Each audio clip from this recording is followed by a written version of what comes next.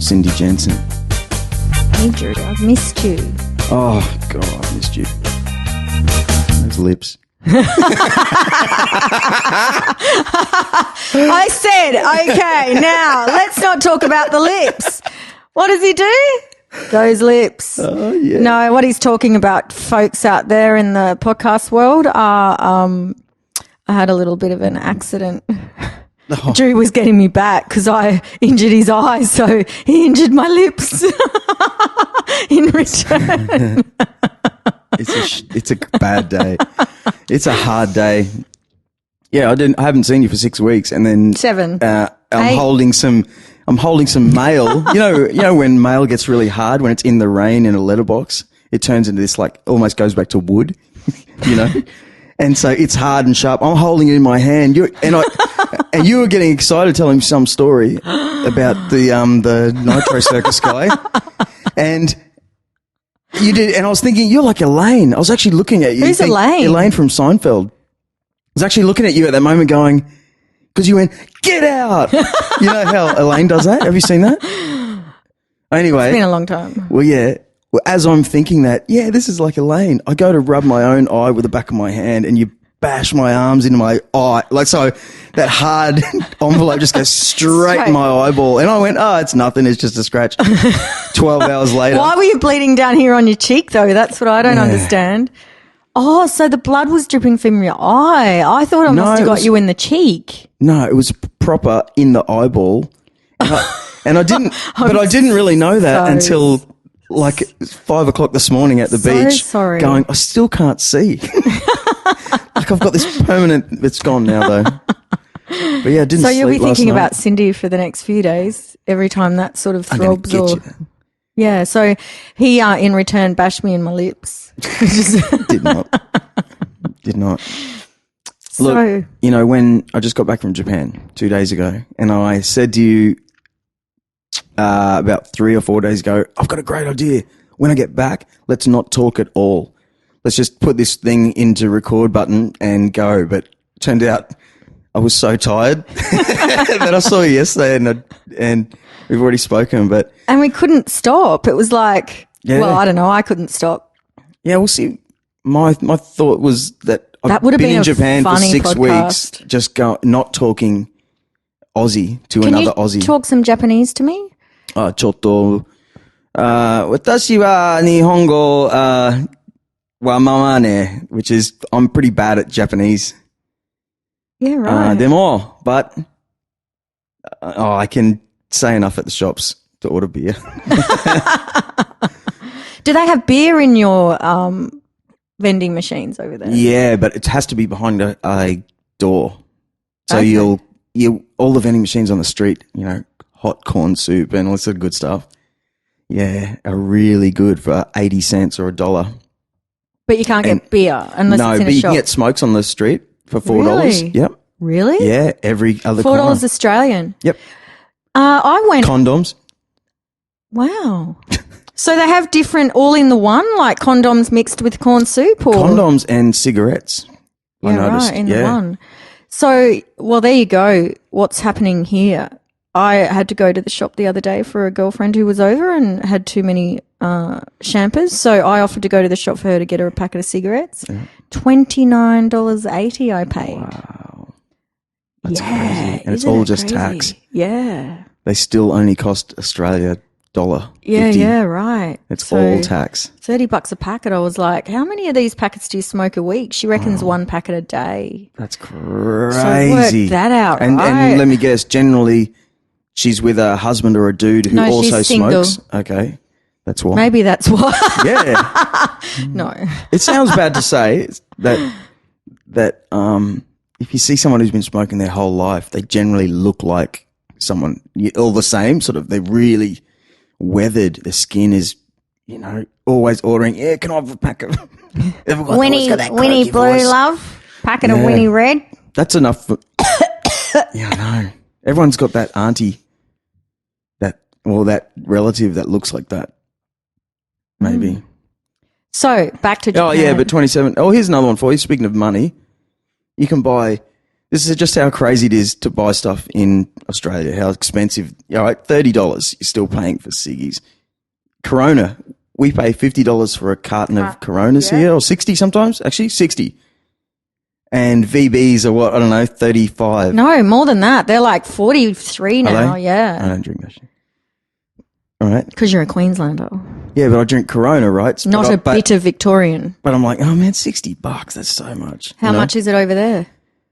Well, here's the thing. Corona is a cheap beer. Like you've heard everyone say, oh man, in Mexico and the States, it's like a cheap beer. Well, you can buy a single Corona in a supermarket for $2.30. No way. By itself. And right beside it is a VB, an Aussie imported beer for more, $2.60. Wow. So really? In Japan, Corona's like the dirt cheap beer. So that only means in Australia, they're going, ha, suckers, we've got you fooled. You think it's a good beer. Mm-hmm. It's actually a cheap beer. But you're paying even more tax and even more just because we're totally awesome. Let's face it. Let's face it. Well, that's clearly why Tony Abbott got voted out. Don't touch my stuff. Sorry. All my other guests in Japan didn't touch my stuff. Did you take this over to Japan with you? Yeah, I did 4 episodes with 4, what were they? 3 Americans, 1 Russian American guy. Yeah. Were they people to know or just randoms that you met over I met them last year. Okay. And then one was a game developer, an American game developer who makes big games, and that was pretty trippy. He's a Mormon too. Right. Imagine this. A Mormon game designer. Yeah. I dated a Mormon once at school. Did you? Yeah. We used to ride our pushies together and play basketball. Was he a sick like secretly. Yeah, it was really random. Yeah. I went once. Did you? No, I went once to their congregation. Okay. And then we broke up. Yeah. He told me all about it. This is what happens. You have to do 2 years of service somewhere, but you don't get a choice on where you go. And he was sent to Hiroshima, Japan, where the Americans bombed. Oh. Right? So. As a child? Yeah, as an 19-year-old, to do his 2 years of walking the streets, knocking on doors, saying, hi, have you heard about the Mormon faith? Doesn't know a single bit of Japanese language. Oh, he did a little. So I wondered why he did that at 18. He's become an adult. No, his choice. You have to do 2 years of service as a Mormon. But what if you're born into a particular religion? Yep. So he was old enough to make his own decisions as an 18-year-old. Oh, yeah. And I don't really want to be a Mormon anymore. Southern American, you know what I'm saying? I don't want to be a Mormon anymore. He does. Oh, he does? Yeah. Yeah. Good guy, to be honest. It was easy to talk to him. Like just ran his mouth, you know what I'm saying? Like a good Southern American man. And I don't mean ran his mouth like it's a bad thing, which it means in America, but you know what I mean? Like he just was a real talker, man. He could just really talk and just went on and on and on. Could you imagine having to do that though? No, well, no one welcomes them at their house. Well, picture this. Only grandma was bombed by an atomic bomb, and you're going over as an 18-year-old to knock on the doors of every single house in that street. Hey, is your mum there? Is your grandma there? No, as a matter of fact, you fucking bombed her. That's what I'm saying. His brother was sent to Phoenix, Arizona. His mates were sent to And he got Japan. Somewhere. No, he got the place where they dropped the atomic bomb on him. So, but he said that everything was cool. And he's still there? Yep. How old is he now? Loves the place. He's been there for 15 years. Is he married to a Japanese girl? Yep. Wow. That's beautiful. Oh. Did she become a Mormon? Yeah, wow. I didn't ask that question. Where were you then? See? I should have phoned that one Together we create greatness. I know. That's a really important question. Hey. Did he convert her? Yeah. That's a great question. I'll bet you she would be loosely Buddhist. Okay. It's Shinto Buddhism over there, which you don't sort of really care. You know, there's no sort of Jesus. It's just Buddha, but he just, So I bet she'll think it's kind of a load of bullshit. I'll bet you. Just by nature. So what does he do for work? He makes games. That was that guy. Yeah, that guy, game developer. And he's got Black Tower Studio. So he's got a crew of guys every day. They get given millions of dollars. Right. It's just like the music industry, actually. My daughter's wanting to be a games designer. Went and studied sound engineering. Sounds awesome. Quit to do sound games designing. Maybe you can hook her up, Drew. Honestly, oh jeez. Fuck, don't die on us. I was leaning back and drinking water. Should have been beer. That's what happened. No. Okay, picture this. You're 5 game developers. You're just you work together well. You make a kind of, some sort of little game. That's all right. Okay, cool. We're still making a game. So then you try and sell it to something like Sony PlayStation. Okay. Yes, we got sold. So now you're trying to look for someone else. Like, it's exactly like the music industry. People over here have a lot of money and they want to give it to your little group to make your next game. So these guys have just been constantly making new games and they're getting millions of dollars and they work their own hours. They'll just cruise into work. Really? Yep. They get the work done because they're hooked. They're just like everyone else on a computer. Yeah. They just want to make this game. Yeah. Might go for 18 months and it changes. Wow. Pretty cool idea when you got dudes digging holes on the street, to think there's people out there for making $2 games. an hour. Yeah, pretty interesting. Were any of them Japanese in his team? Yeah, all of them, Okay. except for him.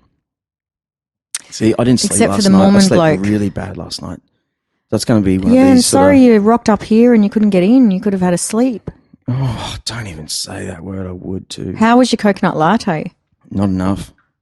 Still there. I think it's refilling itself. Every time I turn around, this coconut latte that you bought me is in a different table and there's still a quarter in there every time I have a sip. You didn't like it, did you? I love it. It was a bit cold It's a though bit when sweet. Yeah, well, coconut milk's All sweet. right. What's this? Billy's Beans. Just around the corner. Currumbin. Yeah? You like it? So, yes, Drew, All right. I missed you. It's like I've driven in the driveway yesterday and you were out gas bag. Oh, no, you were hogging the driveway. I couldn't get past you. And I didn't know it was you at first. I didn't have a key. Yeah. And then you were chatting to my new besties next door. Slightly jealous. And, yeah, it was like, fuck, Drew's home. Drew's back. Yep. This is exciting. Can't wait to stab him in the eye twice. Because I hadn't been here much. I reckon in those 7 weeks I would have been here probably 5 times. Yeah. It's Well, how just come you've not got so the much same. work on then? You were just telling me about. No, I do it from home. Wow. Yeah, I just didn't see the point in coming here because there was no one here. It's lonely in this big shed in the back of streets of Currumbin. Can you talk about what you've done what you told me yesterday? Big projects. Big projects, no? They are. Like? See, to you, it's just a normal day, but Well, not only are you running 5 weeks away from the Buskers by the Creek Festival. let's not forget. Whoa, what are you doing? Hey! Talking to me, you're wasting your time. Well, I just found out I'm a finalist in the Australian Event Awards. That's pretty exciting for best new event in the whole of Australia. And they're quite clever how they do it, right? Because I can't actually tell who I'm up against. They've just listed all the finalists in the best event categories, but there are about 15 of those categories. It's like best community event, best, tourism event. So they're all listed, but it doesn't tell you what categories. So there's Byron Bay Blues Fest, there's Broadbeach Blues, there's, big, massive. Yeah. They're not new, so I wouldn't be up against them, but there's like 70 odd that they've listed. Right. But I don't know who I'm actually up against. Ooh. So a smart way of doing it, unless I sat there and researched and found out who was, what? first year. You know what? When I got home, I flew in on Sunday and I noticed on Facebook that someone put, I'm going to the Swell Festival. Oh, yeah? And I actually got the shits. Because now that I know you and you've got a festival here and you're in like loose competition, everyone's good people. But how is it competition? Because I'm your friend, I know that they're some kind of enemy. So I wanted to hate them. You know what I mean? I just you shouldn't see that. Like, there's no competition. We're completely two different. I've got my vision, and I'm